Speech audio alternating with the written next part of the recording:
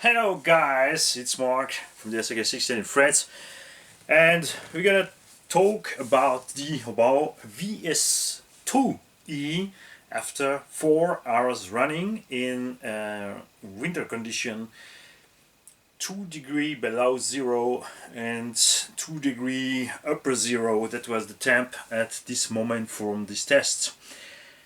We drive it with SP Racing star pins because I'm a grass driver. I love the surface in grasses.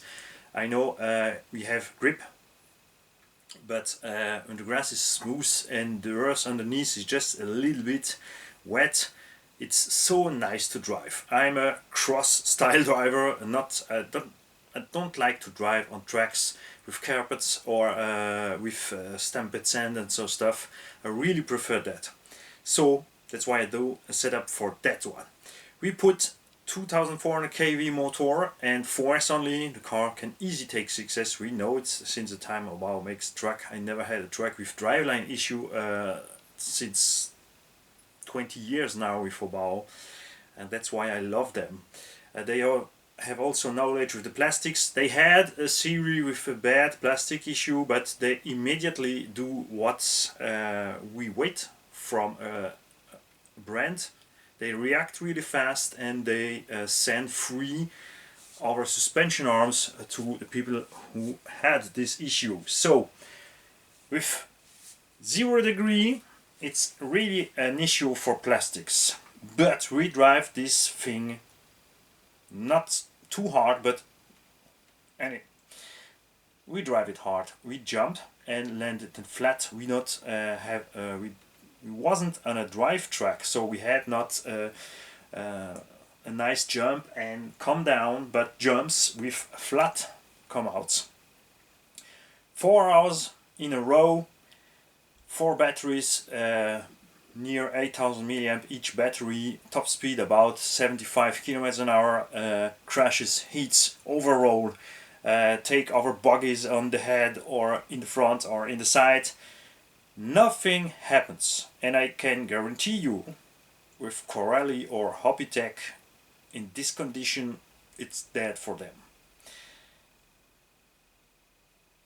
The truck, the buggy, really also has with this different layout.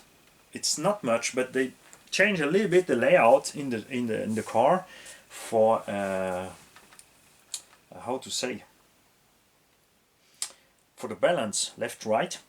I drive it with a battery about 670 grams, like it was a 6S, and an 86mm motor. I also have a small ESC Hobby Max 10, and with this inside, this thing flies super nice. You have a lightly rear weight balance. You cannot put more weight in the front like at the Hyperstar who's here, because the battery tray is made different. I also drive one 4S. If you drive two 2S, it's clear the second 2S is more in the front, so it will maybe change a little bit the balance. And if you drive shorty, it's clear with shorty 4S you can change anything about that. It's not an issue, but it's nice that way because it flies that way, so you just have to hit a little bit the brake to come down with the nose for come upside down on the other side when you're on a track. And for us, the wild drivers, it's also allowed to anytime put the fronts in the grass.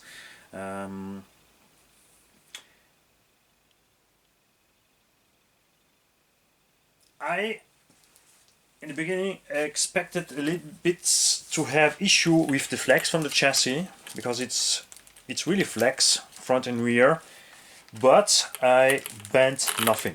Even hit after hit after hit, and we landed many times on the front from this car. have no issue with that, so I'm really happy. I use my style diff oil. It means 40K CST in the front, 60 in the center and 10 in the rear. Using the knobs tires. We also use pin tires on it to see the difference. It's way more stable in turning with these tires. It's more drift style. You have still a nice grip with the stock Cobalt tires on hitting the throttle, but it's clear in the grass with knobs. It's just, for me, magical. I put one thing more, is Arma upper shock protection in the front. In the rear you don't need it, you have the ring will protect, but in the front I really like that, to not destroy the plastic caps or always rips off my alloy. We also have a big improvement between this shock tower and the shock tower from the VS. The VS shock tower was the same alloy but stamped. This one is machined, and we overall really many times, and I not bent the front shock tower. I know with the VS stock, the VS1, I would have bent this shock tower. We have no issue with the plane here of the plastics and the front arms, because the upper front arms are the Hyperstar ones. Underneath, it's also just at one detail the same arm that the Hyperstar. It's exactly made the same way. Here, look at this. It's exactly the same arm, just for one difference. At the Hyperstar they are more narrower. Here I want to show you at the VS2 we have one part plastic more, because this front pin holder is not here but more in the rear.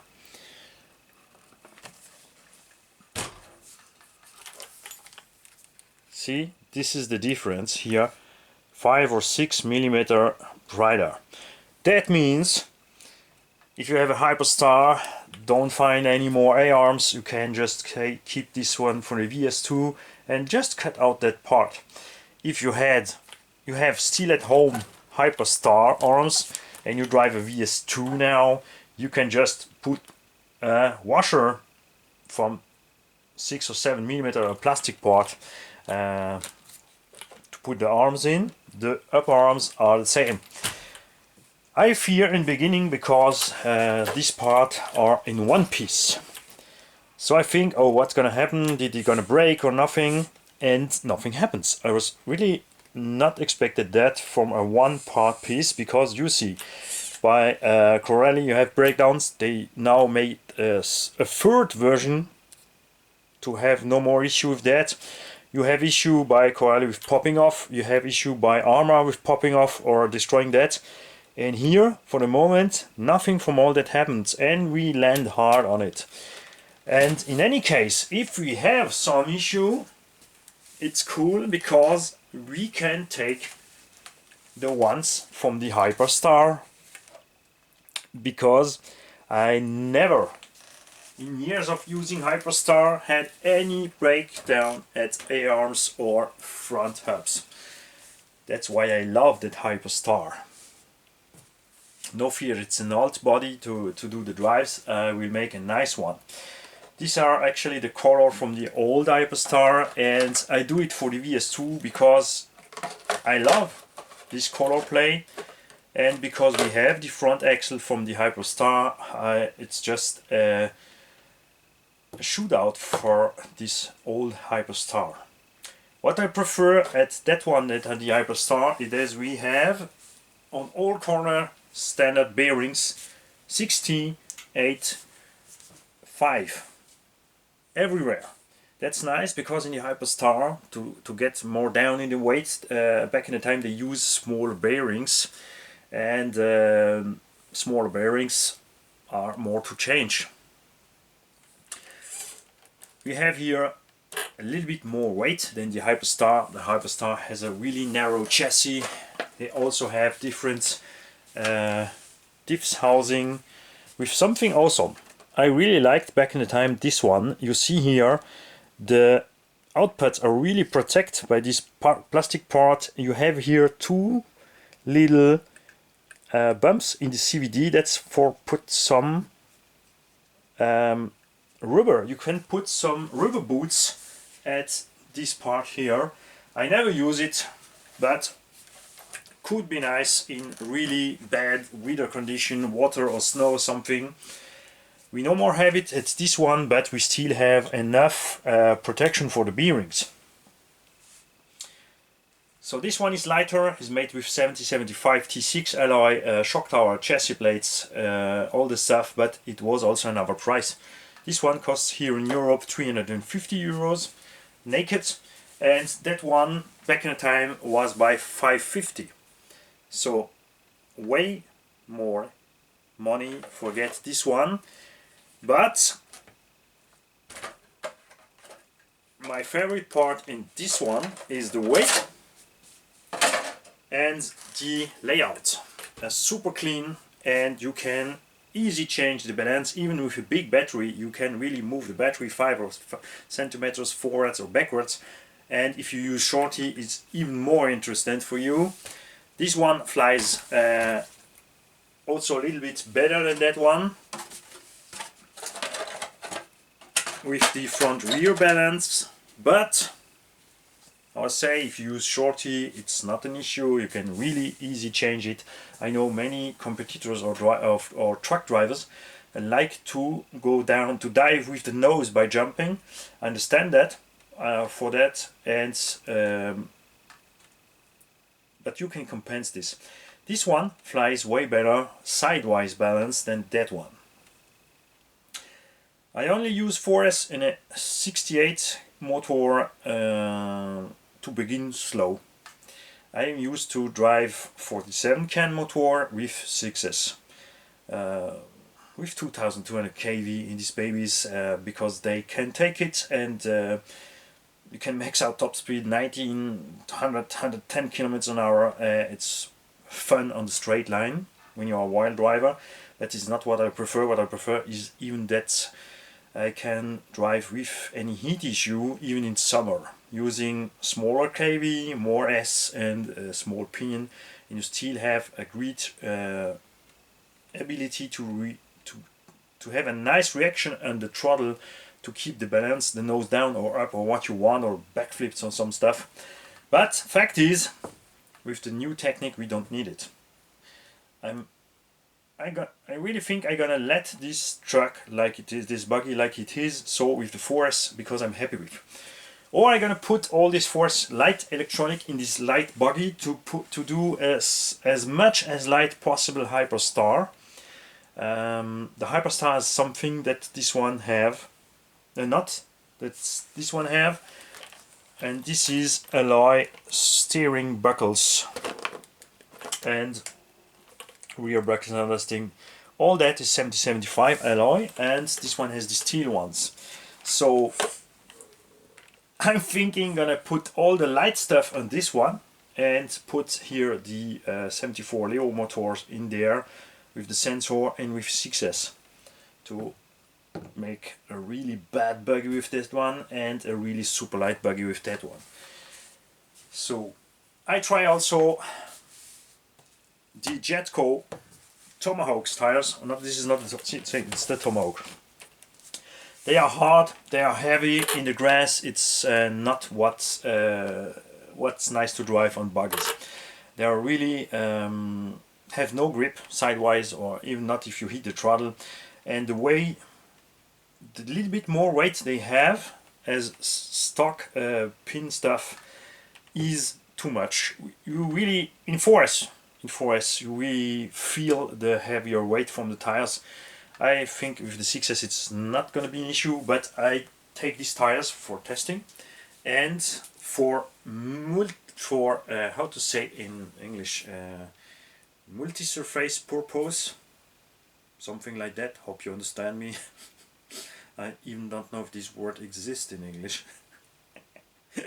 So I want to drive all round on concrete, on grass, on sand and gravel, and we're gonna go to the little to this pump track we have here made from concrete, That's why I have also, where did I put it?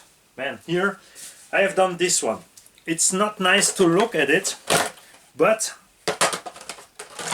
that's gonna protect my front shock tower and shocks at the pump track, because I'm not a driver.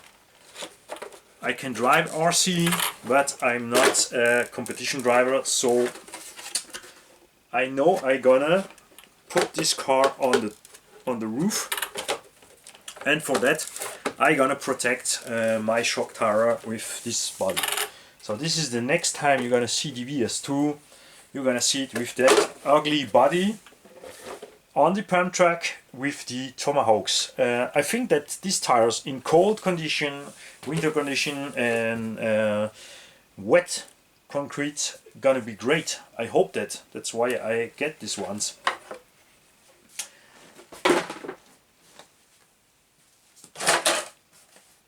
So, regarding the fact that it's 0 degree after 4 hours running, all the plastic was really stiff and cold, and I break nothing. I know that when the temp gonna be better for us drivers, I gonna have no issue with that. That's exactly what I expected from the VS2, and they've done it for a really nice price regarding the other trucks on the other buggies on the market in this segment. I drive for joy, so I'm not interested to put 700 or 800 euros in a SO competition car, even if I know they are good in a X-Ray or in Mugen or in each other truck, for just joy driving and shoot it out on the ramps, make jumps, make crashes and all that stuff. I consider it for technology. I love technology. Okay, I love any brand. Because in any case, when I take a transmitter in the hand and have a radio controlled car underneath who not break on easy stuff, I'm happy with. So, if you ask me, is that buggy good? I can only tell you, oh yeah. I understand that it's not the standard that the competition driver wants, but for us, for beginners, for track beginners, you can get that in RTR, and out from the box without changing nothing, you're gonna be great on track. And after a few runs, you're gonna change the defaults to set up a little bit more at your style, because it comes out from the box with the 3 same defaults, which is not the best for if you want to drive against others, but it's nice to begin. It's easy to control, it's nice in the air, and it's a really tough baby for that price. So way better for me. That's Carrosserie. I hope Carrosserie will soon do a V3. Way better than Team Magic and also the Hobbytech NXT 4S or 6S. And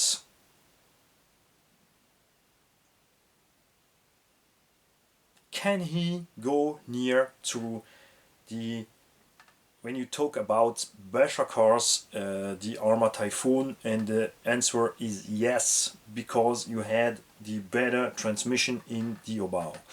What's boring me the most by Arma is to always have to maintain all times again and again and again the stock differentials. This is the point where Obao is way better than Arma, is really differential maintenance. And weight, we have here 400-500 gram less weight than the Arma. Arma is a heavy baby in RTR, because they use cheaper alloy and cheaper steel. That's nice for us. That was nice for us before Horizon Hobby put their finger in Arma, because before that spare parts was easy to get and price low. And now with AVC, TSM, all that stuff, we don't need that. Horizon Hobby, stop to kill Arma, please. Come back to the basic from Arma. That means really tough drivable trucks without any too much geek stuff.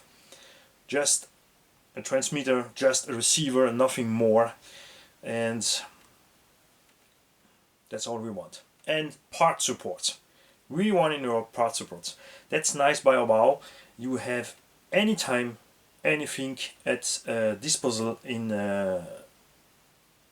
easy. In France, in Germany, everywhere you find Obao parts easy. So for me, from all RTR buggies I have tested this year, that means we have Hobbytech, we have Arma, Corelli, T-Magic, the old VS. This one is for me now, in the moment, price performance, the best one.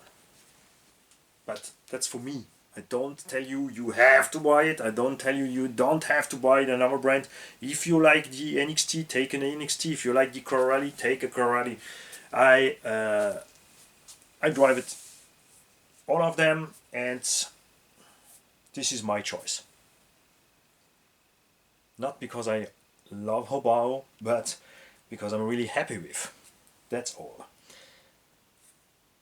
Guys, see you soon at the next run, how I say, with this ugly body at the pump track. Bye guys.